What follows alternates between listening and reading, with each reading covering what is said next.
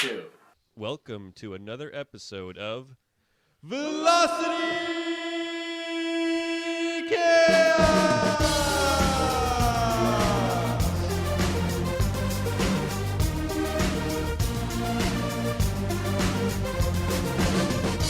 Hello and welcome everybody here to the Velocity Chaos Podcast, coming to you on the airwaves at the speed of sound here in the Hexapod Soundhouse in Cleveland, Ohio. My name is Luke. This right here is my co-host, Nick. What's up, buddy? Nothing. All right, good. Just wanted to say thank you for being here, to you, to our listeners, and to our one and only, our favorite, our aquatic marine specialist, DJ Humpback. Hey. Thanks for having me, guys.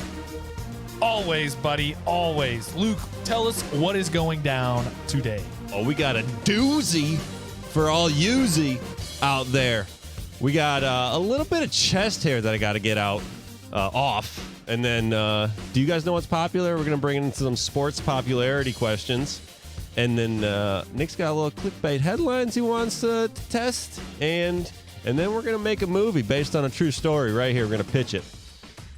So, before we get into that, here at the Velocity Chaos Podcast, we explore the highest heights of human knowledge and the lowest depths of crude humor. Our mission is to tickle that pink thing between your ears, poke the frontal lobe, or sometimes just smash the laugh box. Ha, ha, ha. So, hop in and buckle up for an infotainment ride across the airwaves. And before we get into it, just a reminder to follow us on Instagram at Velocity Chaos Pod and on Facebook. Also, drop us some stars on iTunes, some love on Spotify, and toss us a sub on YouTube. Thanks as always for your support. We appreciate you guys and wouldn't do it without you.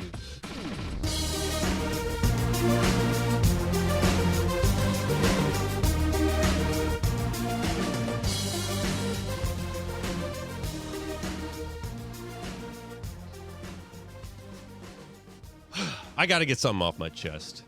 Do it, brother. Something that's been bothering me for as long as I've known about it. And I'm not saying it offends me, but I am saying it offends me. Wow. Which one is it? NFTs. You know what NFT stands for? Anyone? Humpback. What do you got, Humpback? Non-functional transportation. Close. I'd rather have it mean that. Non-flying Tyrannosaurus. That's so close. It means non-fungible token. Like at Chuck E. Cheese. Yeah. You have these non-fungible tokens. Like, oh, I can't get the pizza. Am I the only one who hears the word tokens and just thinks of Chuck E. Cheese? Because that was my. No, I do. But I can see where you're coming from because you just get tokens. I'm the only adult who thinks that. But I'm proud of that fact. We got to go to do an episode of Chuck E. Cheese. Not sponsored by Chuck E. Cheese. So, yeah, I'm sure that cleared up what NFTs are, non-fungible tokens. I feel like everyone knows exactly what that means. Segment over. Done. Yep. Yeah. But if you haven't, we're going to go into a little, what was that word you used a few episodes ago? Not diction, the word thing. Etymology. We're going to go into word things. Not diction. What the words mean themselves. Let's break it down. Non, expressing negation or absence. So not there. Fungible, able to be replaced by another identical item. Something that is mutually interchangeable, like dollars. Or, if I had a grain of rice and you had a grain of rice and I was like, you want to trade grains of rice? We'd be like, okay, I think we'd both be okay with that trade. And then we both now have still one grain of rice that's pretty comparable, even though, maybe on a molecular level they're slightly different. But Got it. The value would still be the same. Lastly, in token, a thing serving as a visible or tangible representation of a fact, quality, feeling, etc., things like that. So let's put them all together. We have something that is not mutually replaceable. So that is your phone and my phone. If I said, let's swap phones, you'd be like, whoa. I have an iPhone, whatever. And I'd be like, yeah, but mine's an Android S whatever. but they're not the same, even though they're phones. But if like I said, what if I gave you $1 and you gave me $1? I'd be like, oh, okay, that's mutually. But the phones, they're not. Got it. Or like special. Yeah. Or if we had two 1989 Toyota Camry station wagons. Yeah. Like one of them has 300,000 miles on it, which, roughly, let's do some math. That's however like many kilometers. About 7. Yeah. More than 7 at least. A little more than 7. Yeah. And then we have another one that was just kept in grandma's garage and she only drove it to church, on Sundays. Like which was next door. Yeah, which was next door. And so, if we had those two 1989. So less than 7 meters. Yeah. Two 1989 Toyota Camry station wagons, they're not going to be valued the same, even though it's the same car. I'm tracking with you. So I'm good. I'm happy you clarified this because I thought they were like Indian bread with mushrooms on it, shaped like a fungi Chuck E. Cheese token. Yeah, sweet. The fungible, garlicly tokens. I like it. So I'm glad you cleared this all up. Yeah. Well, that's actually the definitions. You got the 1 and the 2. That's the 2 definition. That's it's down. A bread token with mushrooms. A bread token with mushrooms. But the NFTs are like strictly digital. So the examples that I just used, that was just to get us in the mindset. Yeah. So artwork, images, trading cards, stuff like that, like that's digital. Can't hold them in your hand. Basically, unless you got it on a whatever drive. So NFTs are based off Ethereum blockchain, although part of the Ethereum blockchain, NFTs are different than the Ethereum coins. Because you could have one Ethereum coin and I can have Ethereum coin. We can do that trade thing and we'd be okay with it. But if I had, an NFT of, I don't know, me sitting on the toilet wiping my ass, and you had one of, picture of church kitten Gabriel, like, are they equal? I don't think so. That's a conundrum. I don't know which one I'd pay more for. But just the idea... I guess then I have the problem with all art. If I have a problem with NFTs, then I have a problem with all art. But I guess, actual art is tangible. And, I'm not saying that, creating NFTs isn't skill behind it, but I think they're just vastly overpriced and ridiculous. And the thing is that, yes, you can buy an NFT, but you're only buying the ownership of the original production. But you, DJ Humpback, myself, anyone watching or listening could go and download that same NFT. You wouldn't have, the original, sure, but you'd have a copy of it. And you couldn't use it, but like you could still have it, view it, experience it. Yeah. I don't understand it. I don't understand the craze. I don't understand what's going on. So if you had to sum it up in like one sentence, what is bothering you about NFTs?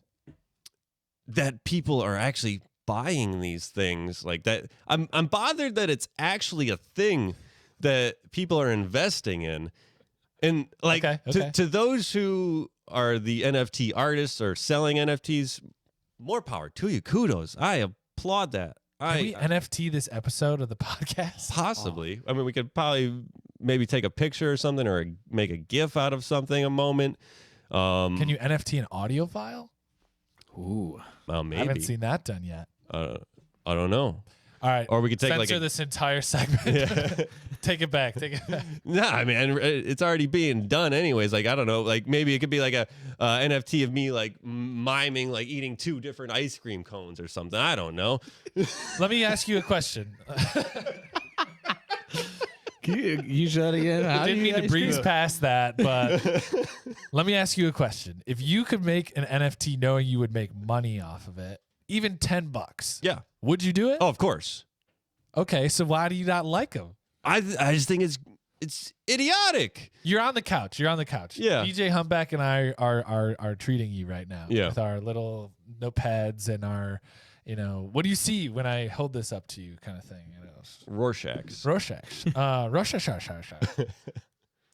Okay. No, I get what you're saying. I think the crazy part is the thing that bothers me is that it innately goes down into the human psychology part of it of I have it and you don't. Yeah. That's the part that bothers me because it's a total pride thing. But the thing is, even after you have it, I can still have it. I can have the nearly exact same thing with no degradation of quality. Yeah. You just have something in some blockchain information saying that you have the first one that was created. And that's where I agree with you that it's kind of dumb. When you buy something that's physical, say you buy the Mona Lisa, it is the painting. Yes. It is the one that Leonardo DiCaprio painted. Exactly. He was on the ship painting Mona Lisa. Yeah. Naked. Naked. And the jewel of the sea or whatever. And that's why it's so valuable. But the point is like it happened. Yeah. Now somebody did sit at their computer and their tablet and did draw out the digital art. So like that's somebody artistic did create capabilities. But you can't hold it. I guess I get it. You're owning the data, and people as they get further and further in the metaverse, it's like they are owning ones and zeros anyway, and they're owning. The crazy thing that blows my mind is digital real estate that people are buying. That's another thing. And digital real estate? Yes. Like you know more about this than not really. I just know about it. Some Ready Player One shit. They're just buying houses, but they're pre-selling it. They're selling code. Sometimes it has you can see the digital version of it, and I think the idea is that eventually it will be insertable into the metaverse, and you can just plop it in. It's like Animal Crossing, where you have your house and then you upgrade your house and you do stuff. And so they're pre-selling it, and people are buying into it. It's all speculative. Yeah. This all sounds like elaborate Club Penguin, I'm going to be honest. That's all it is. Just, you guys remember that shit? No. Like, when you were kids and everybody, like, got on the computer during class and you're supposed to be doing the thing. Wait it's a like, second. It's like I I have to Google am this. Club Penguin. Is Wait. what it is. And everyone just hangs out, but, like, one kid's got a party hat, so he's cooler than you. And the other kid's got, like, the base package. Yeah, I kind of remember this. It was like in the early Same as days, Instant Farmville. Messenger. Yeah, Yeah, yeah. like Farmville, all that. Capitalize on those games. Okay, I remember this. Do you have like ghetto houses in the metaverse? I don't know. Well, it was like some guy paid $500,000 or something to have a virtual house next to Snoop Dogg's virtual house in whatever this was. Don't quote me on the numbers, but it was some guy paid an absurd amount of money to have his virtual house next to Snoop Dogg's, which to me, having a virtual world, you could be anywhere that you want to be in the virtual world. And is that just to say you have a house next to Snoop Dogg's house? Because, how often is Snoop Dogg going to be in the virtual world? He's living his own life. He's doing Nat Geo and stuff and Super Bowl shows. Nah, nah, nah, nah, nah. Every time you walk past his front door. That's his doorbell. He Ding, ding. Amazon. Na na na na na. How much do you think NFTs, the highest NFTs? That's what sell I'm looking for? at right now, because the one thing that's crazy is one person sells an NFT for some, they sell it for a certain amount and they realize they can do it, and then they just do the same thing over 1 million times. Yeah. But they never sell it for that price again. But the thing, so it's like if you're the creator of an NFT, I was doing some reading. It's once you sell it, then it's the owner of the next person. The next person can hold on to it and then resell it at higher value, lower value, whatever. But the creator still gets a little kickback from whenever each time it's transferred. So I'm saying let's get into it. Get in the crate. I think it's still so stupid. Buy our NFTs though. Yeah, buy our NFTs. Maybe I shouldn't Don't have said deter that. people. No, but I if people want to spend their money and support artists, I am for that. I'm for supporting people doing, supporting creative outlets of people. I think that's a great thing, and maybe I should look at it that way.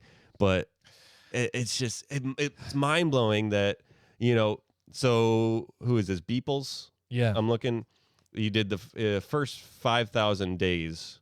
I think this is him or someone did this. I don't know why I didn't write down who did it, but first 5,000 days, this artist said, 2007, I'm going to start doing a piece of art every single day. Yeah. This has been the most expensive NFT ever sold to one owner. So one person owns this. It's a collage of 5,000 pieces of little tiny cells of all these arts for $69.3 million. Oh, equivalent Ethereum, blockchain. Sure. But that's the equivalent that it sold for. 69.69. Nice. So I didn't do the math. Yeah. Which is probably something I should have done. 69 divided by 5,000. I don't know what that comes to. You know? You could do that. But still, You have a computer. is that like 120,000 a picture? Yeah, I mean, it doesn't matter. The fact, if you could sell a picture for $100, it's great. Yeah. A digital one. I guess, man, it's just people think it's part of the future and they're getting in on it soon. I think it's also that, again, it goes down. I think it's just FU money. I think it's just people going, I can spend this and this is it. Oh, that's a movie we're gonna make in the future. in the metaverse. Oh. NFT thieves. Yeah. They're like jumping through space and have upgrades and stuff. They come flying onto your planet. This And Tron. they heist your Beeple art hanging up on your wall. Snoop Dogg sees it from his metaverse house and is like, nah. Yeah. And like skedaddles over to the phone, calls somebody else. The metaverse cops come chasing you. It's just it's just copy pasted like avatars of Mark Zuckerberg. Yeah. And just so you know, $69 million divided by 5,000 is $13.8 thousand. Oh, okay, so it's 12,000. Yeah. Still. Yeah. Selling a painting for $1,000, I'd be proud of that.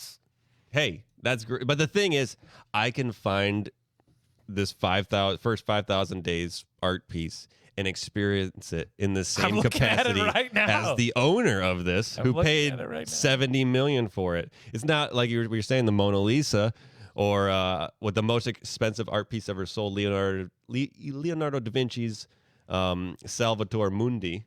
Yeah. The picture of Jesus, or the thought to be Jesus making the sign of the cross, holding the orb, right? For 500 million, 450, whatever.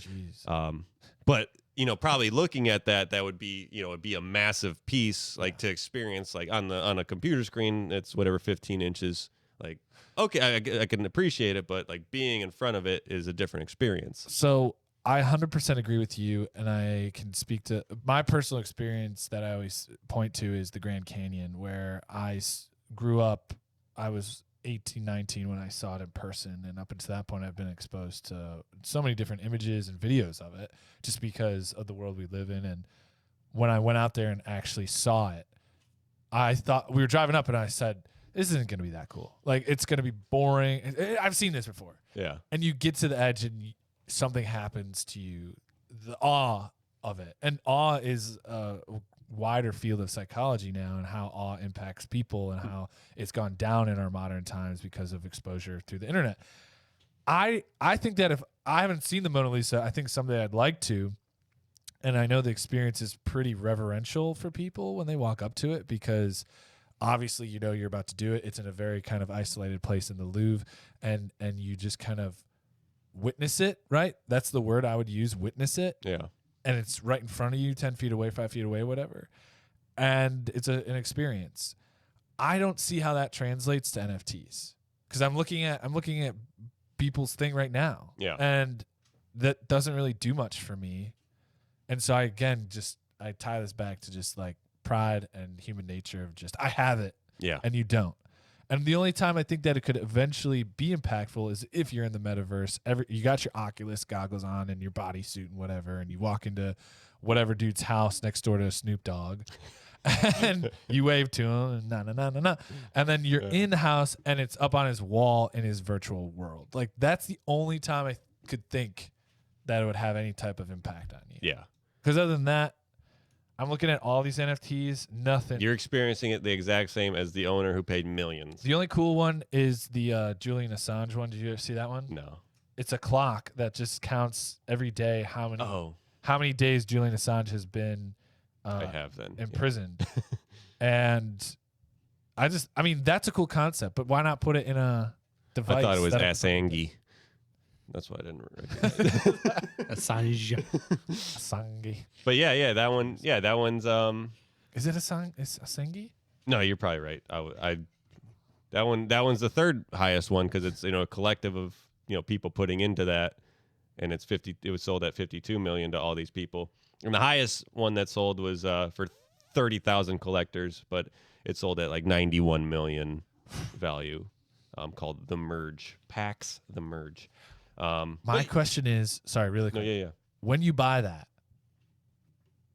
because when you buy a piece of art, the idea is that it becomes, if you were to buy a Picasso when Picasso was alive and painting, and then Picasso becomes the icon he is. Yeah. the value of that painting goes up. Like, that's what's going to be interesting. Next step. Do these NFTs go up in value over time, or do they just crash and burn? Like, I don't know. That is going to be interesting to see. Well, clearly people are hoping that, value goes up. Yeah, but there's nothing to hang that on. And what if the whole network goes down? Then I guess, the money doesn't even matter. Well, they anymore. tell people to back it up. Okay, well, now you got these hard drives, but what if computers never work ever again? Worst case scenario. Yeah. Then, okay. But then I guess, Bitcoin wouldn't matter either. If computers or just crypto. cease to work, you got bigger problems Yeah. than your NFTs shitting out. You got way bigger problems. Yeah. What if we're going backwards though? You have Amazon starts buying real estate in the digital universe, and they open up a digital store next to Snoop Dogg's house. That is a physical digital store that sells NFTs, and then we're all back to square And then one. Snoop Dogg's like, I can't live here with all this traffic. Yeah, I hate can't it's even not hear my the- doorbell. It's all Not like, the neighborhood I moved into. And then he moves. Yeah. And then all those NFTs just crash. Worthless. It's not even worth No, anything no, because it's worthless because you can't even go live on it. You can't farm on it. You can't put food on it. Yeah. That would be cold. And that really reminds me that I need to tell you guys about canned heat. If you're getting chilly this winter and need to warm up on a chilly summer night, or just want a little zest in the bedroom, then you need to get yourself some canned heat ASAP, brother. The moment you crack the lid, canned heat will take it up a notch in whatever room you're in for about 5 minutes. It's the perfect answer to all your heat boosting needs. You can get a whole rack of big-ass cans of canned heat for 34% off, not 33, 34, the full 34, no fractions, no decimals off when you use the online code VCPOD, big cans at checkout. This is not an actual product, service, or idea. Just in case you thought it was, it's not. If there is something out there with the same name, we are unaware and have no affiliation and offer no judgment on the actual product, service, or idea. All right, Luke. I have been scoping out the interwebs. I found a lot of clicking going on. Uh-oh. You get baited? I got baited big time. Baited and switched and flipped around. I have some headlines for you. We're going to do a segment called Clickbait Headlines, where I'm just going to read the headline. Luke's going to give me his best shot at what he thinks the headline's about, and then we're just going to chat about what happened. These are all found online. We'll post them on all the socials, wherever we have this episode. Are you ready? I'm ready. Number 1. A broken toilet on SpaceX capsule means astronauts will return to Earth in diapers. I thought it was going to be astronauts will now shit out of a little hole into space. Expect more asteroids. 2 S's, I got it. Yeah. And when you said they will shit out of a little hole, I just pictured an Alien 3 just like getting sucked through like a quarter-size hole just through your anus, just like getting fucking turned inside out. That's how they win. The astronaut, the spaceship is shitting them out. Yeah.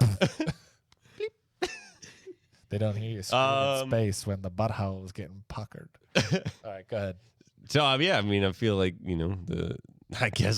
they didn't have a plumber as part of their crew in the toilet. What an oversight! That should have been number 1. Elon, da! So yeah, either it must not be flushed and it's backed up, so that, or I don't know. I guess you just keep taking poops on the poop, and then just as long as you can. But that's probably gross smelling. Maybe they're out of aerosol Febreze cans or whatever cleaning smell spray that they have. Right. Yeah, but how long? Like, did they had the thought of putting diapers on the ship? It's just like Apollo 13, where they're just like rigging diapers out of random stuff on the space station, pulling out wires and the insulation, and they're like freezing. Like, what do we do, Houston? What do we do? Houston, we do have a problem. There's shit everywhere. Houston, we have a problem. Yeah, I mean, I don't know. That one's kind of, it seems straightforward, I suppose. Okay, like, I put this in down. here because it's a total clickbait headline. You got to read that. Yeah, When you got to see read that. it. You got to read it. But it is straightforward. But it's the humor and the fun is in the details, right?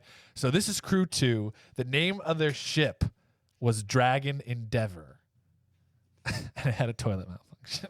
You said what was the name of it? The Dragon Endeavor. It was Crew 2. Crew That 2. figures. Yeah, That figure. that's a good one. Exactly.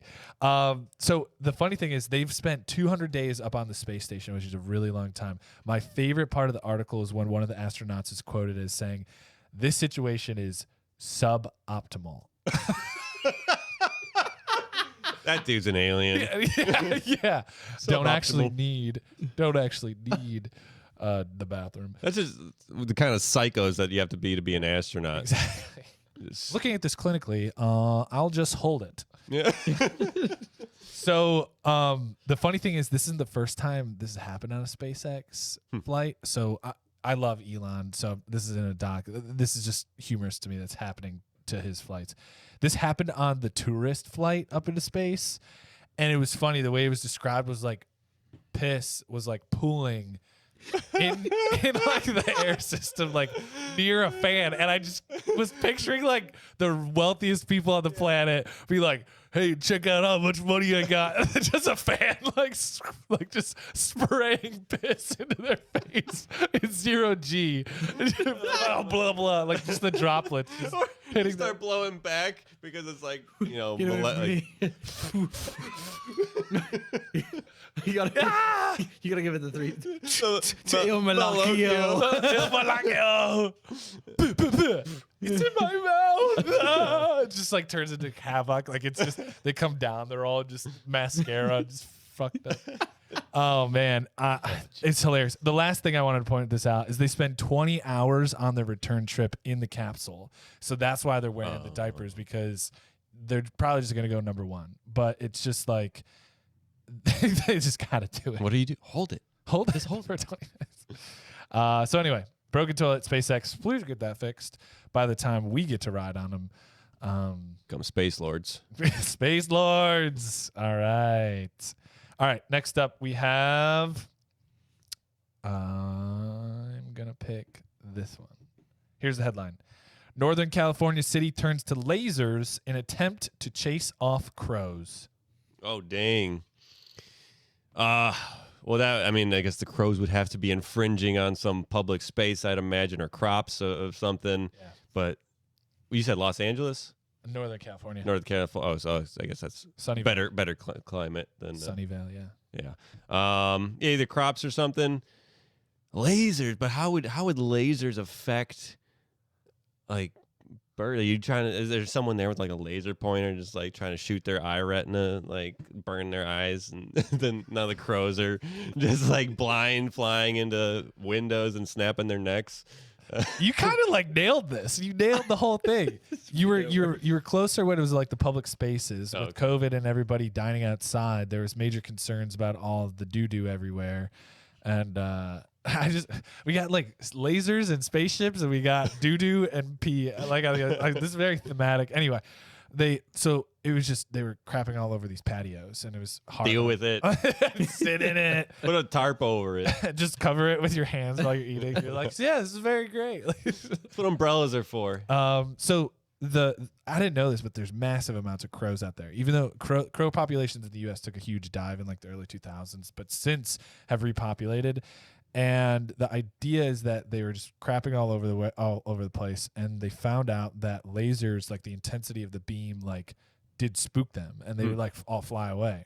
And so there was some FAA concerns if like they just had a laser patrol that was just like like laser show, like do. Where like, do you work? Laser show. Yeah, laser show, bro. I run the laser show in Sunnyvale, Cal. Yeah.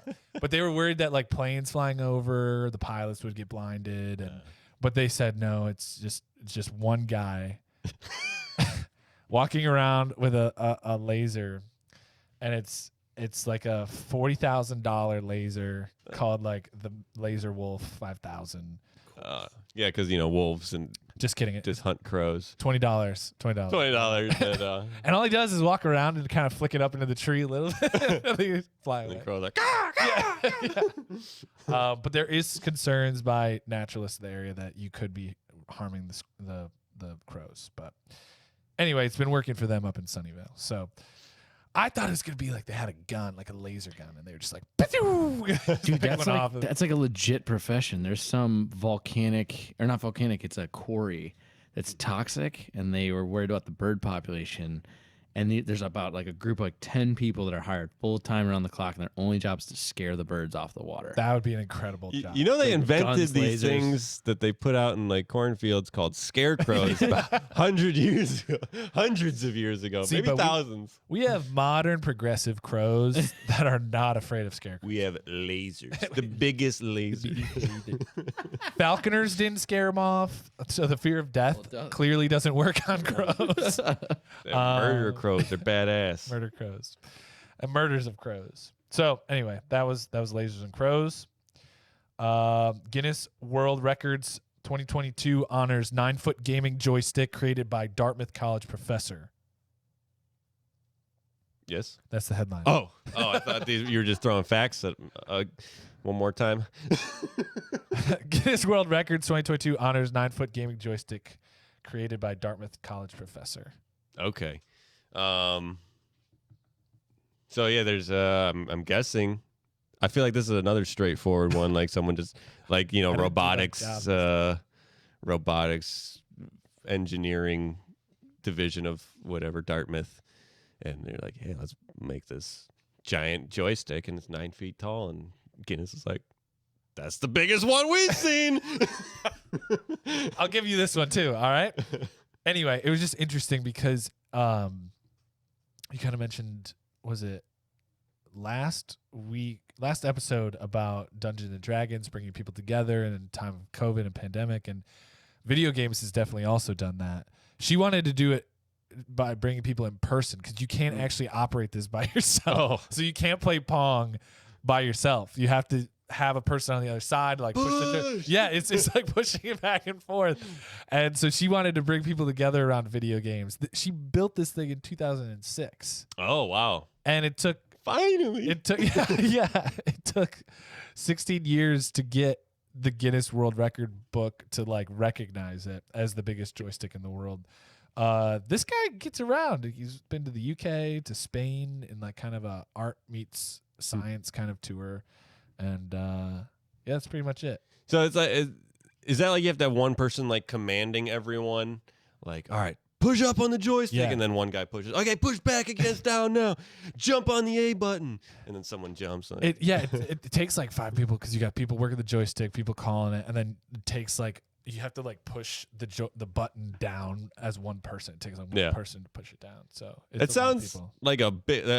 Sorry, going on a tangent, but there's this game called Artemis. I think it was the name that played a long time ago, but it's like you're on a space mission, and you have, you know, your group, everyone has their laptop or something, and then like the TV screen with the game on it, but everyone's linked in and everyone has a job. Like you have the captain, you have the engineer, you have you know, the weapons guy, you have someone that's doing like the communications, and then the captain's like calling out what everyone should be doing and where you're going, and like, you know, the weapons people are, you know, firing at other enemy ships. But that just sounds like just for the one joystick. But we should play that sometime. But in person. Sorry. I was gonna say, that sounds awesome. I'd love to play that because now I've been not to go on a tangent, but we're gonna go on a tangent. We already did it. This is lousy chaos, man. Yeah. Battle royales these days, I've been playing with some of my closest friends and family, and I've noticed that they just want somebody to be gunshot fodder. Like they're not a lot of times like they're just like, you go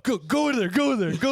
But they're like being abusive at it. They're like, get the fuck in there. Like, and you just like go in there and get shot, and then they go in and clean up. Dude, why'd you die? Well, because they just clean up. They get the KDs or the kill streaks and all that. So it's like Artemis sounds cool because it's like collaborative. This joystick thing sounds cool because imagine 2 teams with 9-foot joysticks. That would be hilarious to watch. The Olympics. So you gotta have one guy riding the top of it for the trigger button. Yeah. He's like That's the metaverse swaying Olympics. back and forth. Whoa. That's the metaverse Olympics, right? If you're listening to this, you did not see all the theatrics, but if you're watching, yeah, You're the cool stuff, ones. yeah. But yeah, the Metaverse Olympics is going to be part of it. So just like riding on joysticks that are 7 feet tall. So I like that one. I That's clickbait. Those worth. are some good stuff. Good stuff. Can I do 2 more really fast? Yeah, whatever. These are really fucking okay. good. Sorry. Or we could save them. Let's do it. Let's okay. get it.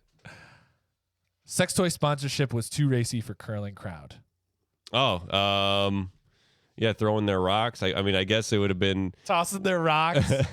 So I'm gonna guess Magnum ice cream. I guess that's not a sex toy, but I was thinking the Magnum ice cream. It can be a sex toy. It can be. Oh, I guess it's more sex. I was thinking the ice cream because ice but yeah, I guess it's just too much. I don't know, too much. I don't feel like I don't have a good guess at this one. It's okay, no problem. I'm just gonna get into it because it is a funny story. Clickable. Essentially, in the Netherlands, they were having this championship before the final numbers going to Beijing, and it was like the final qualifier there. And it was in the Netherlands, and the Dutch, obviously a lot more progressive than other people in the world, just had a bunch of sponsors, and apparently one of them was called Easy Toys, which is like the biggest sex toy distributor in the Netherlands and in Belgium. And NBC canceled their programming of the tournament for the U.S. the day before it all happened. And a lot of people who were family and friends of the people who were in the tournament trying to get to Beijing couldn't watch. And the Dutch guy who is running the program was just like, I don't see a problem with it. I don't understand why they didn't like it. So from that article, I just kind of summarized that the Americans are just prudes. Yeah. It wasn't phallic in nature, the icon or anything. It just said Easy Toys, and they pulled the programming of it. So whatever. It should be phallic. They should stick one to the curling stone. Top of the stone. Spinning That's around. the new handle. Harder! That's how they scream. Sweep! All right. Clean it up. Tug on it. All right. Last one. Yeah. This one's a good one. The Portland Pickles need your help finding their stolen mascot, Dylan T. Pickle. That's just clever. Whoever thought of all of those. So it's is it the badminton team with the shuttlecocks? The Portland Pickle badminton team with Dylan T. Pickles. Some minor league sports team or high school, someone stole it. High school. Yeah. This is serious, all right? And I'm gonna Sure it is. Don't F around with Pickles. And this is not a eunuch looking for his thing. This really happened. This is real. This here is real. Dylan T. Pickle was visiting the Dominican Republic for a special series, baseball series down there, and has gone missing on his return home. Oh, ay caramba. He was last seen stuffed into a bag somewhere in JFK Airport. With a costume or the purse, like the entire person? I'm not going to tell. Okay. This is a boy who cried wolf scenario because, as you pointed out, clever marketing strategy. Dylan T. Pickle, this is not his first adventure that he's been on. But a lot of the games they have played in the past have been highly engaged, kids looking for him in Portland, fun stuff like that. But this is serious. He's actually missing, and nobody's taking it for real. Uh-oh. So what happened was Delta Airlines essentially lost Dylan T. Pickle in JFK Airport. So this is a Home Alone situation that we got going on here. Dylan! Dylan! Ah! Yeah. Just holding his giant pickle head. I'm really relishing this story. Where is But so what happened was Delta just thought they'd fix the problem by just dropping him off on the front porch of the stadium, but they didn't tell the facility managers, and someone just snatched him off the front porch. Oh my! So it's for real. They put out APBs for this guy. He is currently missing. Dylan remains missing, and the Portland Pickles just want their gherkin back. So if you know anything about where Dylan T. Pickle is out there in the world, They're willing to accept him back. No questions asked. No accusations or liabilities. They just want their little Dill back. He's just gonna show up on Instagram or adventures of In Cancun, Dylan T. just Pick- partying with the ladies. Oh, he's in Cancun. This is like where in the world is Dylan T. Pickles? I'd watch that show. Yeah. So I know I went a little long, but No, that that's one cool. was a good one. And seriously, I hope Dylan makes it home all right. It's an inside job, publicity stunt. Slow baseball season. They're just bringing the hype back. Before game 1 of the season. Yeah. Oh, Dylan's back. Come see Dylan. Dylan's back. That's what it's gonna be. And I hope for his sake that's what happens. So Yeah. they don't find a beheaded pickle on home base. Like, come spring, just spring brine training on camp. the ground. Just brine everywhere. Oh my god. Well, with sports on the tip of our tongue, who do you think some of the most dominating athletes of all time are? T. Brady. T. Brady, Of our time, DJ Humpback. What you got? I'm Wayne Gretzky. Wayne Gretzky. Oh, The great one. Yeah. So I wanted to get into a segment. Do you know what's popular? We go through like a top 10 segment. This one might be a little more lengthy of a list, but we'll just kind of get into the meat of it. But I want to go through more just because of, there's so many. But yeah, Tom Brady, Wayne Gretzky. What about Brock Lesnar? Just a beast. is this what is this? What's our measuring stick? Any sports. So this is like who is at the top of the food chain in these sports, not just now, of all time. Like championships and just performance based. Like who is up there? Michael's Jordan. Michael's Jordan. What What about Babe Ruth? Yeah. Babe, Slammer. okay. Yeah. So we're gonna start with A-Rod. Babe Ruth. Normally we do top 5. Babe Ruth is at 35 on this list. What? Yeah. Wow. And this is a list from Definitive Dose, winningest athletes. So let's get into this here, real quick. I just wanted to, before we get into the top 10, I just wanted to hit some of these other ones that are, I would say they're all honorable mentions. Okay. So real quick. So 35 was Babe Ruth, 34 Shaquille O'Neal, 4-time NBA champion, 6 crappy albums, 11 crappy movies. These are just what I thought they were good. This is nothing on. This is what they wrote. Steal. But Shaquille O'Neal at 34, Kobe Bryant at 33. So they're right there on this list. That's a tough. Wow. Yeah. Keep going. Here's we're gonna jump up to. There's other ones, but we're gonna jump up to a female. Larissa Latinina, Soviet gymnast, has held the all-time Olympic medal record for nearly half a century with 18, including 9 golds. Whoa! So that I feel like that we'll get to who's beyond that, but I think that that's pretty should have low. been more prominent in history before it was before the record was taken. I've never heard that name up until right now, and I've watched the Olympics quite a bit. But I think that's a travesty. Exactly. Yeah, I feel like that should have been more known to people. Probably because she's Russian. It's Russian, and some people say because it's a lady. I don't know. Maybe. Is this was all like classical conventional sports, or No, this is kind of it just could That be- was gymnastics. well, gymnastics in the Olympics. I mean, they could be the best athletes ever. It's Like true. I was body going to control. say body Yeah. control, flexibility, strength. You have to have it all. It's crazy. Yeah. Gymnasts are nuts. Yeah, like because we think of most sports with an object or a ball or something to play with, but yeah, just pure body control. I'm going to run as fast as I can, fling myself at this thing. I'm going to bounce off 20 feet in the air. Yeah, and flip a few times. And then break my ankle landing. Let's jump up to 17 here. Otto Graham, Cleveland local legend. Wow. Yeah. He took Cleveland Browns to the championship game in every one of the 10 years he played, winning 7. Where's that guy right now? So Bring him out of retirement. Oh, he's dead? Dig him up. I'll take whatever over what we got going. Right. That just shows that, and that's actually kind of who I named our dog after, Otto. Nice. Yeah. Good call. Yeah.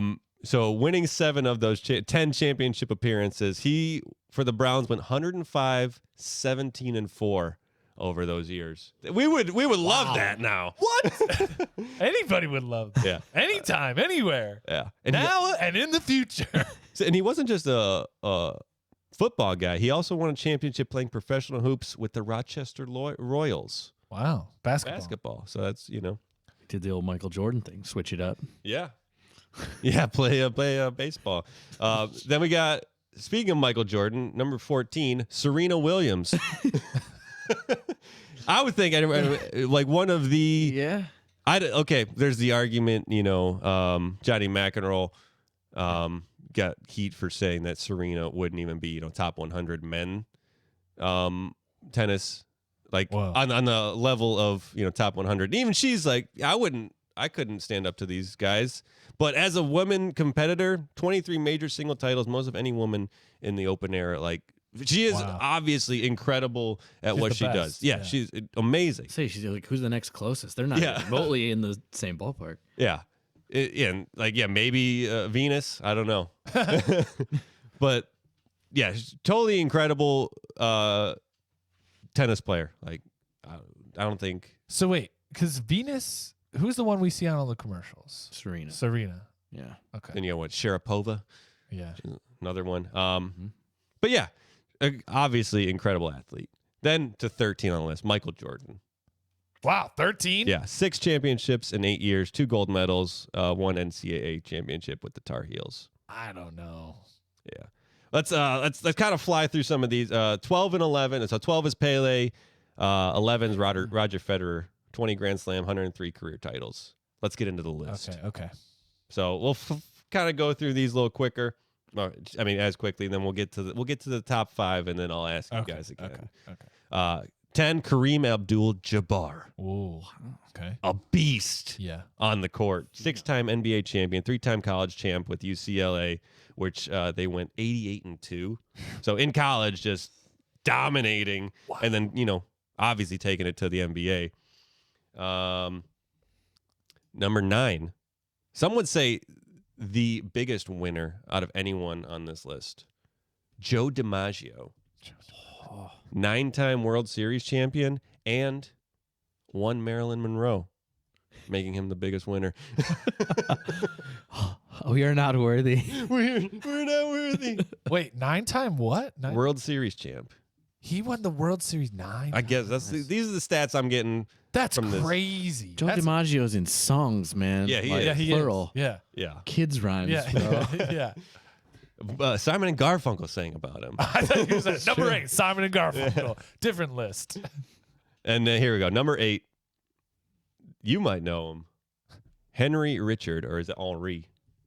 Henry Richard, nicknamed the defenseman? The Pocket Rocket. Richard won 11 Stanley Cups with the Montreal Canadiens in his 20-year NHL career. Yeah, dude. This is where we need to bring in my old man, dude. Yeah. Get DJ Senior Humpback. That's back when they didn't play with helmets, too, man. Those boys were... That's next level. That's like do a shot of whiskey, go out play some hockey with your boys. Yeah. But... Yeah, I'm sure... Canadian club. Mm-hmm. That there's blood on the ice after those games. We shared. Number 7... Yogi Berra.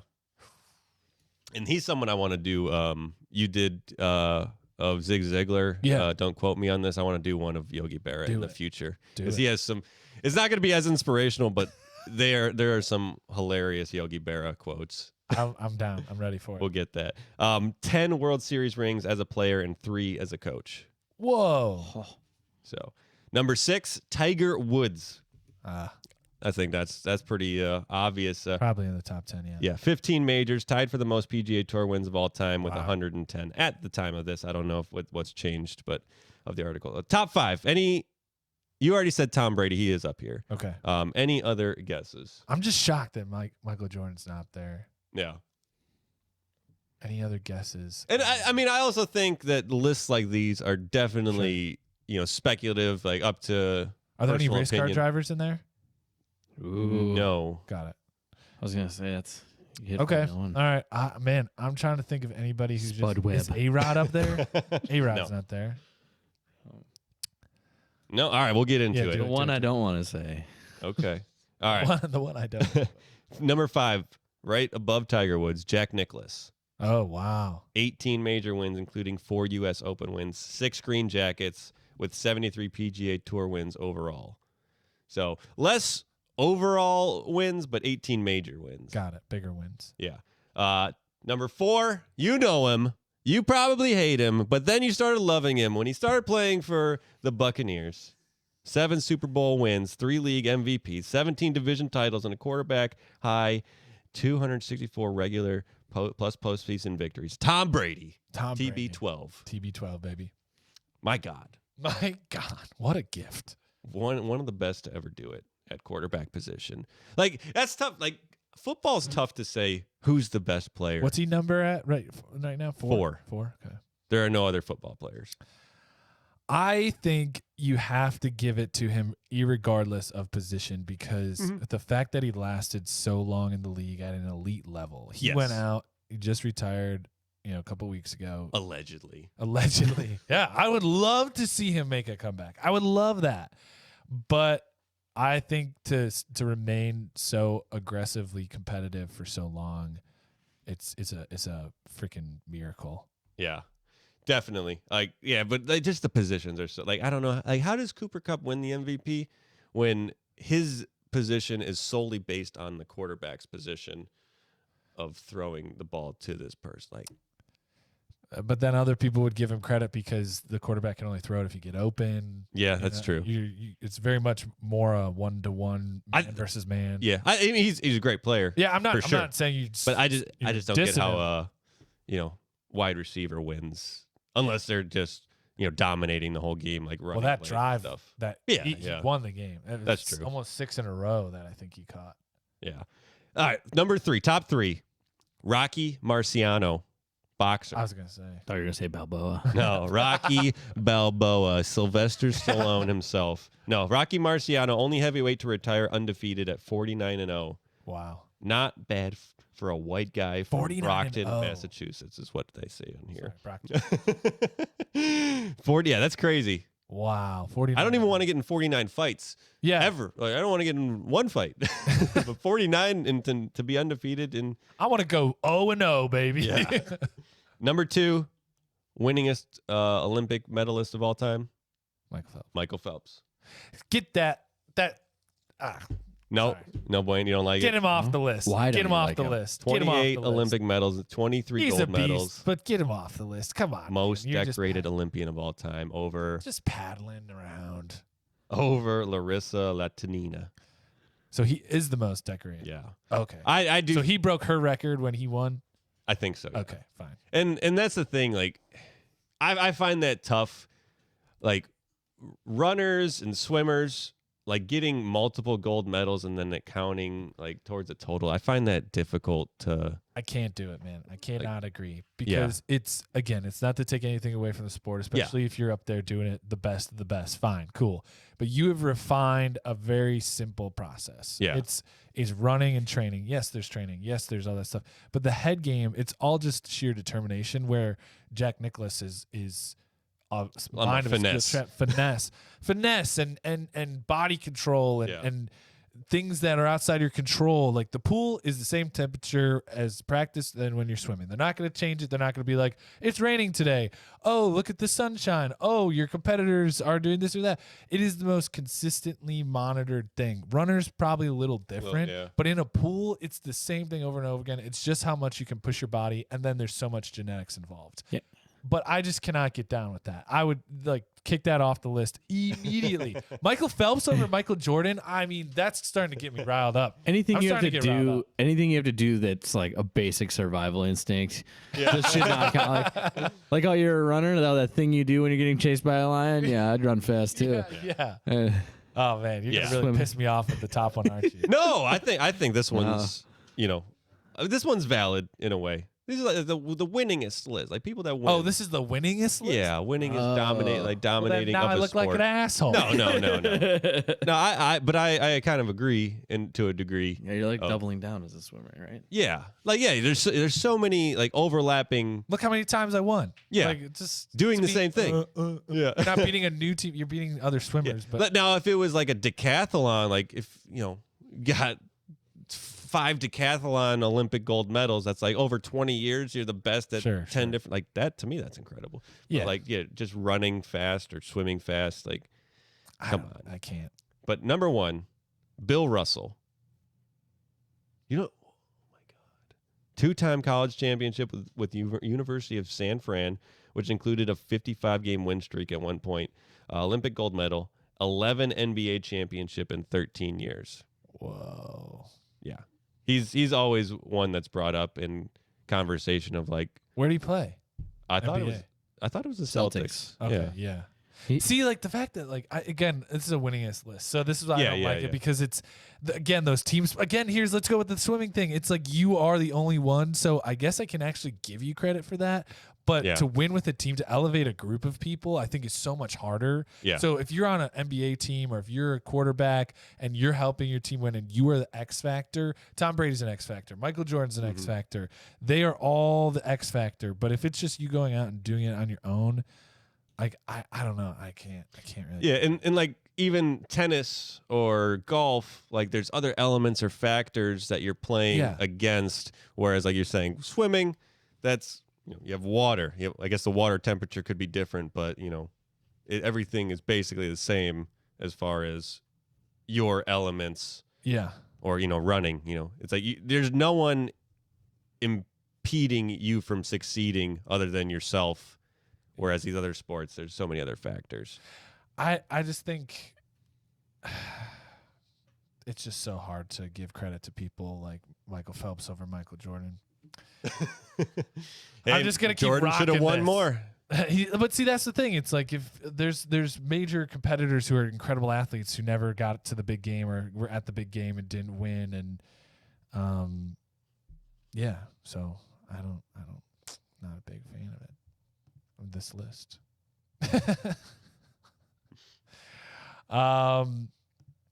So yeah, Jordan just didn't have the goods to make it count. But that makes a lot of sense. You know what makes a lot of dollars though? The goods. That's right. The goods, the main ingredient, and the stuff. You can have the goods right at your very own fingertips without having to go through the stuff to get it. The goods are exactly what you'd expect them to be. High quality, refined, and never touched by human hands until they get to you. The goods have more beneficial properties per capita than any other known water-soluble powder known to anyone that knows anything about any who that lives just about anywhere. Get your hands on the goods today. And at checkout, remember to use code VCPOD25 for a free 25-day size travel pack of the goods. That's VCPOD25 so you can get the goods in your hands tomorrow. Today! This is not an actual product, service, or idea. Just in case you thought it was, it's not. If there is something out there with the same name, we are unaware and have no affiliation and offer no judgment on the actual product, service, or idea. All right, man, we are just going to jump into this because I know that our regular listeners out there know what this is all about. For those of you who have never seen us do the segment based on a true story, I have a headline. I'm going to pitch it to Luke, and Luke and I are essentially going to create a movie on the spot and pitch it to executive Humpback, DJ Humpback. Yeah, sounds like a good plan. I'm ready to rock your socks off with this pitch. So tell us about your studio a little bit, just so the listeners know. It's an aquatic studio based in Southern California. We do a lot of whale movies. We actually did Free Willy 6 back in the 90s, and that's we specialize in aquatic movies. Humpback Studios. Well, I'm gonna try to convince you to get out of your comfort zone, which is gonna be good. It's gonna be fine. We don't exactly have something aquatic themed, but maybe on the fly we'll think of something that works for you. Okay, so this is my partner Luke.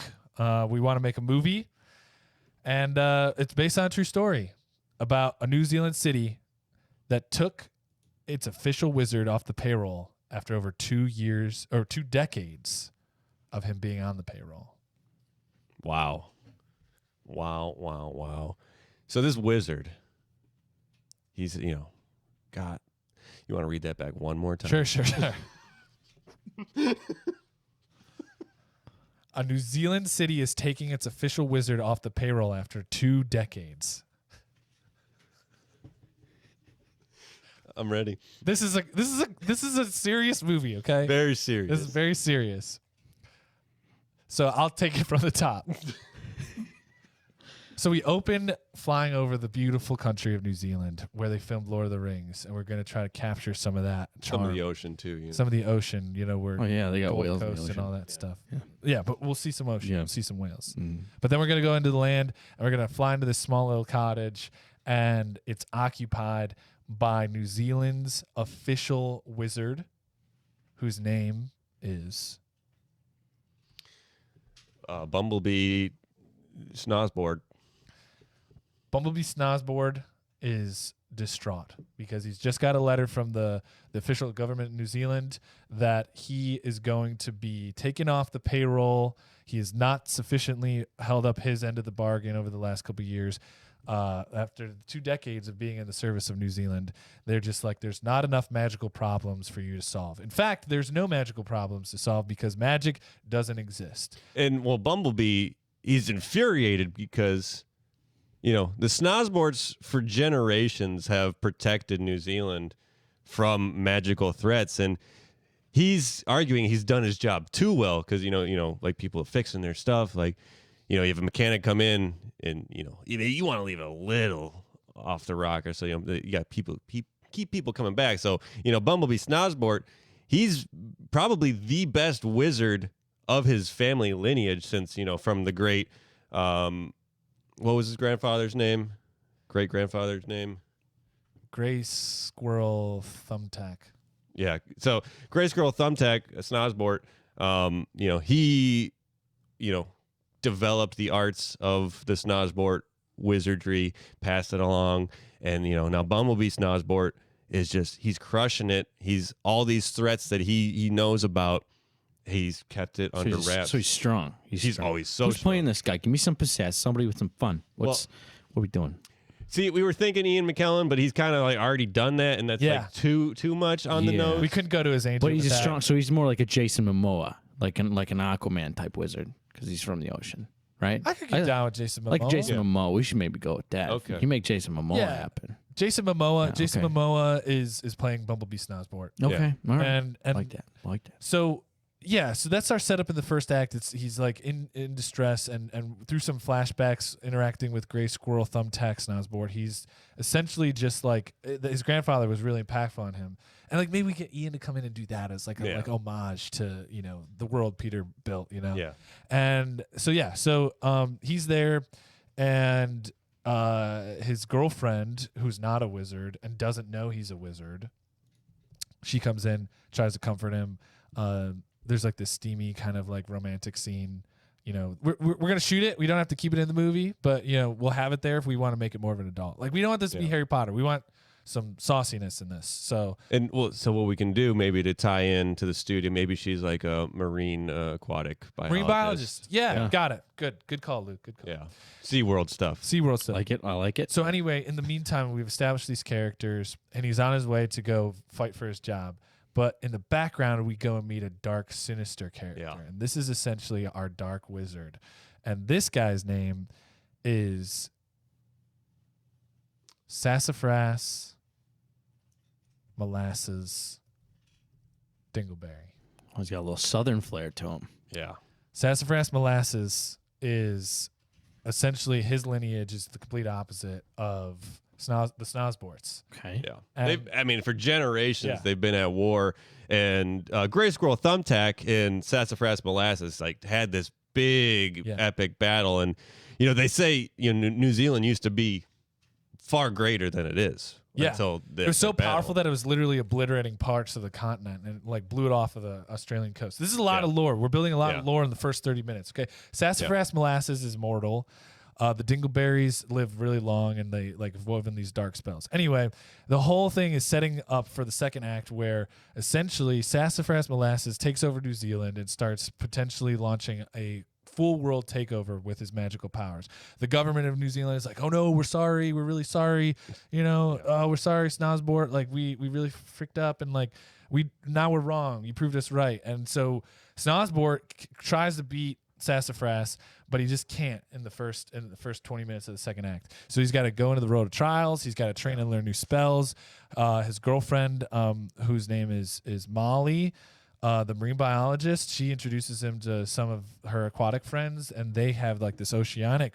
Like we were gonna set it like in a volcano more up in the mountains, but I think we should just go down to the coast and make this more of a marine, kind of like a water world. Yeah. be like in touch with the ocean. Yeah. You know, Yeah, and like be in he touch can, with the- he can be have powers over Yeah. the ocean, stuff like that, and like he can communicate with the marine animals. And the idea is to build this into a franchise where essentially Bumblebee like has to go through each of the elements. So this could be the water film to kick it all off, and so then we're gonna do earth and fire and wind and just keep going, keep give milking him like the a franchise. like a cool weapon, it's like a spear with like tips on, like 3 tips on it, like 3 like like try like a trident. trident. Yeah, maybe give him one of those. Like the gum, you could get some Love that sponsorship gum, involved. Yeah, you could get some sponsorship. So anyway, Bumblebee Snozbort is on this epic journey. He trains up with Molly. Sassafras Molasses is taken over, and he's essentially this evil warlord at this point. And New Zealand just gets transformed into like this place of evil creatures. There's some sort of MacGuffin that they have to go get, which could be the trident. Yeah. I'll forget about what. Hold on the McMuffins for a second. Who's Molly? Who's the girl? We need some pizzazz in here. You know. Yeah. Well, So who do you like? So, see, the thing is, she's been out of the scene for a long time, and we just got in touch after the Super Bowl. Lindsay Lohan. Oh, I love Lindsay Lohan. Yeah. Yeah. I think she can make a good comeback in this movie. Yeah. She's looking good. She's ready to be back on screen, and her and Jason, I think, would just be cool natural fits. Yeah. So Molly, the marine biologist, throw on some thick lens glasses and nice rims. Yeah. It'd be great. So anyway, you know how the story goes. Like the good triumphs over evil. There's some big showdown. You might blow off that little island of New Zealand, blow that up. That's essentially where the whole thing That'd takes be part. sweet. But then Bumblebee Snozbort essentially after defeating Sassafras Molasses, all the dark magic that he did is undone, and the rest of New Zealand from times past rises out of the ocean and reveals Atlantis, which sets up our next film, which is about Bumblebee Snozbort. He changes his name to Butterfly Snozbort because of his transformation. Yeah. It's a whole metamorphosis that, he's like, I have to go into my slumber, and then, kind of like that after the credits, like you see like the cocoon like cracking open. Because he was like mortally wounded in his Yeah. battle with Sassafras, and Molly like cried, and her tears like magic. Her tears flooded the world, probably. Yeah. I like At least where that part of New Zealand. Okay. That part of New Zealand, yeah. Yeah, I like And- the island. Yeah. Okay. Yeah. So I think, that's basically How much this is gonna cost me? Oh, he gets his job back. that was well, that's It's the a last job. thing. They But- offered him the job, but he died. He turns it down because dying. he's dying. He's like, I would love to come back as the wizard, but I'm dying. So who's gonna take over for Bumblebee's That- I mean, that's the Well, Butterfly Snozbort in the sequel. But yeah, that's information for you. But just so you know that we want part 2 coming out of this. Yeah. But we leave that as like, is he dead? Post-credit scene is the cocoon breaks open a little Yeah. bit. Okay. Yeah. Yeah. Run it So by. you said how much is it going to cost you? Yeah. I mean, we could probably do this on like an $85 million budget. Yeah. But the key is going to be the marketing. So we're looking for like $100 million in marketing to like release it when it's 100 million in marketing. Yeah. That's the key for all these. You get it out there. We got to make sure we got the influencers out there, the billboards, Exactly. all the good stuff. Well, this is It's all about you got to remember this is a family company here at Yeah. Humpback Studios. So how are you gonna? Who else can we partner with? It's family oriented. Well, all the $100 million is all about merchandising, man. Selling those Tridents, Trident gum dispensers. Maybe we can get in touch with Fortnite. Some Fortnite characters coming out of this. Sassafras Molasses plays Sassafras Yeah. Molasses. Get Come the on. action figures. You could stuffed animals. Start your own line of molasses that's like sassafras flavored. I think you got you got food product lines, toys. And even with the sequel, we have a lot of material that we've been writing up for a prequel. The whole Sassafras Molasses and Gray Squirrel Thumbtack history. oh, okay. We got to think about that. Who are playing those guys?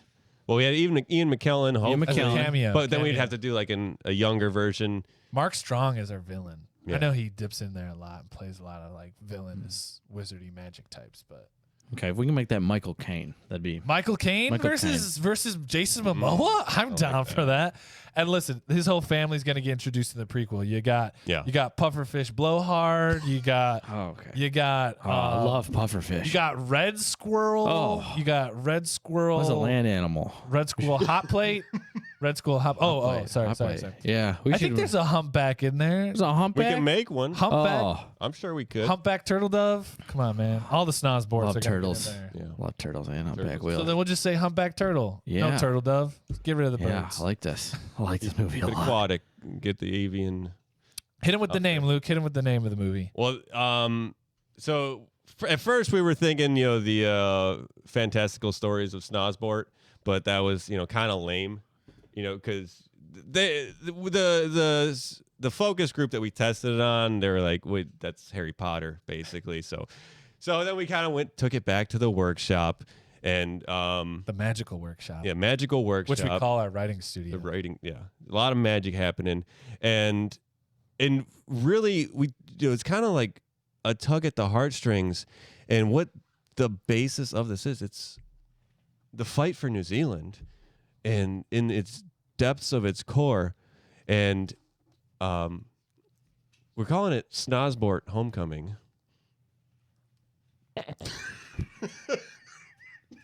No good. Okay, we'll come up with something. We'll workshop We'll it. workshop it. Magical workshop that.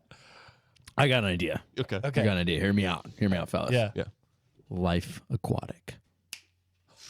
Wow. Yeah.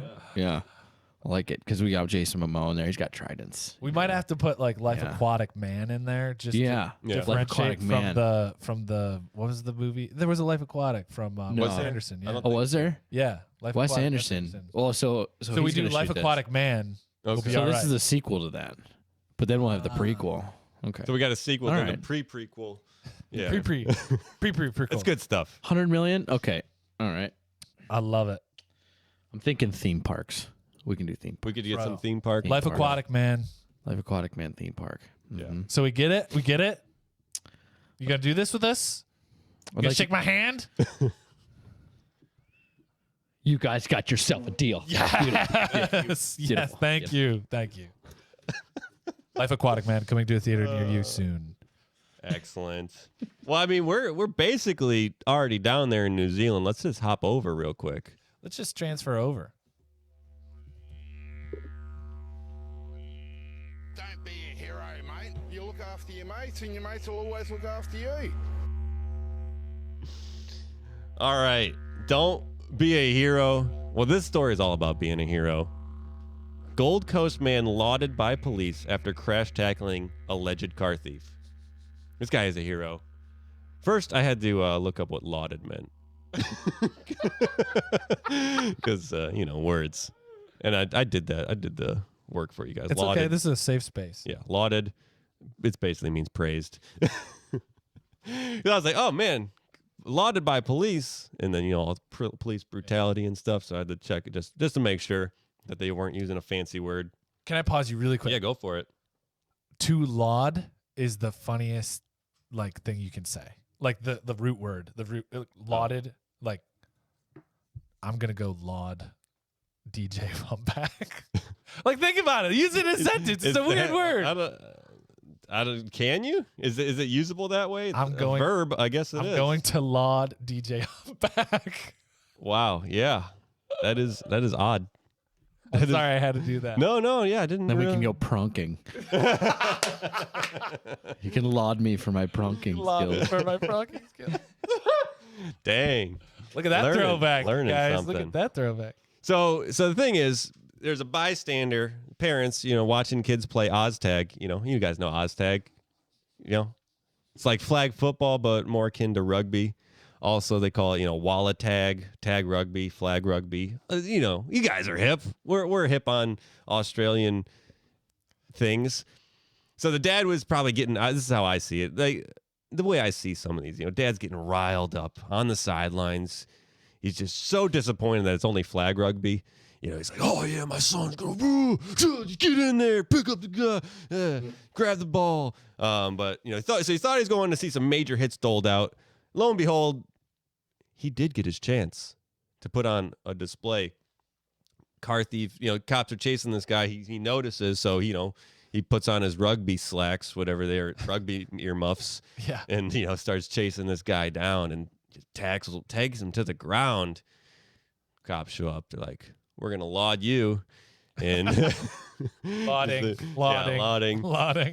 Like, thanks. And then so turns out the guy had drugs, dangerous drugs, not fun time drugs, running from the police. So yeah, he did a good thing. I don't know is that technically the right thing to do if you see police chasing someone. Like, is it a movie where maybe the person's being framed and they should get away because they really didn't do anything wrong, or do you step in, intervene, throw a foot out, trip the person, and then that's a tough scenario. How many times are they a bad person? Imagine how differently The Fugitive with Harrison Ford would have been if someone just tripped him up in the first 20 minutes. Right. Would not have been a fun movie. Different movie. A little short That's a tough question now that you pose it. That's what I say. What are you going to do? I'm a little bitch. I don't like to get in this. Then it becomes, I like to stay out of things. Yeah, it doesn't. Then it becomes my business. It's not my business. You do your thing.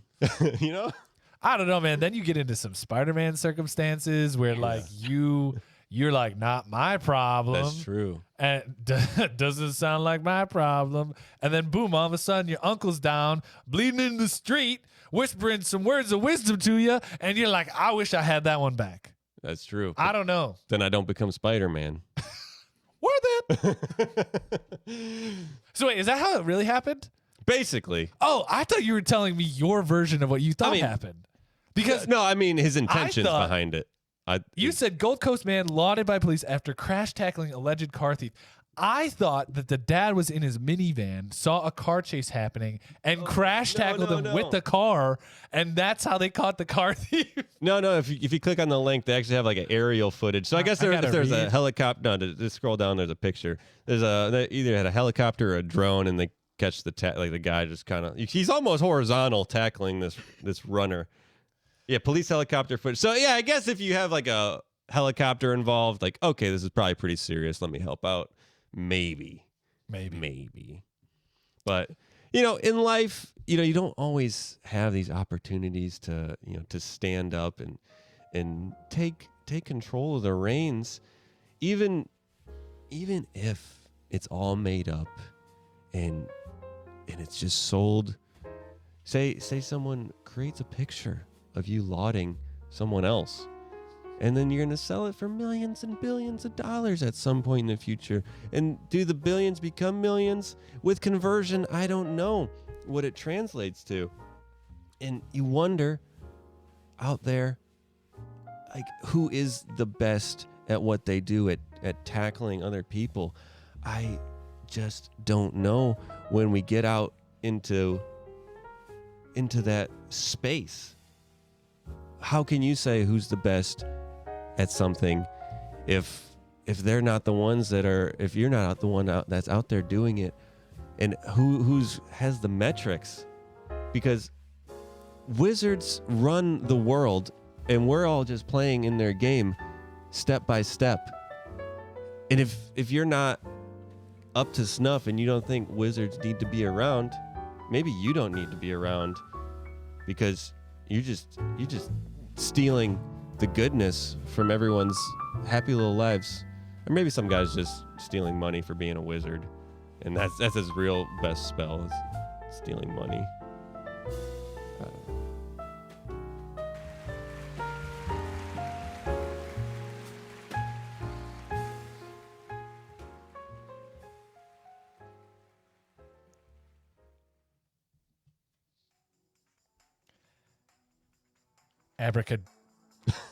Abracashola. Dang. Brilliant. All right, we're going to pull into the recommendation station. We don't want you to go away empty-handed, so we're going to give you something that we like in our lives and hope it makes yours better too. This week, I am recommending the show Ozark on Netflix, created by Bill Dubuque. I believe you say his last name like that. Premiered July 21st, 2017. This show stars Jason Bateman, The newcomer. Well, I lost it. Where was Ozark? Sorry about that. Julia Garner. That was her name. I dropped it for a second. Julia Garner, who's really cool in that show, and Laura Linney, as well as newcomers Skylar Gaitner and Sophia Hublitz. This show is really awesome. About a financial crime that takes a family to the Ozarks and starts laundering money for the cartel. Oh. If you haven't seen it, you can get in on it now before the 5th season comes out. There's 37 episodes total so far, with the 5th season coming out. Get in before the finale. It's going to be a wild one. It's on Netflix. Like I said, great show. Is the 5th season supposed to be the last season? Yeah, finale okay. season. Jason Bateman is brilliant playing Marty Bird. Highly recommend. That's it. Nice. So that's me. That's what I've been watching, making sure I stay up on my Ozark. I would like to thank DJ Humpback on this 37th episode. Thank you, man, for keeping it clean on the board. Thanks for having me, fellas. Thank you. You keep it fun. You keep it real. You keep it surreal sometimes. Everybody, thanks for hanging out with us. We appreciate you sticking with us through thick and thin, or joining us for the first time. This is Nick signing off. Take it easy. And this is Luke signing off. Thank you guys so much again for being here. Well, we really enjoy doing this, even if we don't know where we're going half the time. But it's fun. It's the journey that matters. So have a good one. See you on the next one. And like we always say, if the crow steals your pickle, you better make sure your toilet works. Have a good one, everyone. Thank you for tuning in to the Velocity Chaos Podcast. We upload new episodes every Monday and Thursday. Be sure to subscribe and rate us on iTunes, Spotify, or your podcast platform of choice. Interact with us on Instagram at Velocity Chaos Pod or on Facebook and YouTube at Velocity Chaos Podcast. We are grateful for your time and hope you enjoyed it here. Please tell a friend, and thank you once again.